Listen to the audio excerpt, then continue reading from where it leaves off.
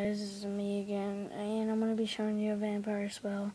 So, this is my first vampire spell, so, I figured this one out a long time ago, and I did the spell and it worked for me, so it should work for you guys. You could do it under a full moon. I think that would work better, because I did it under full moon. You can go outside, stay inside, but the lights have to be all off. You can not have no light, except the iPod, computer, whatever you're looking it up on.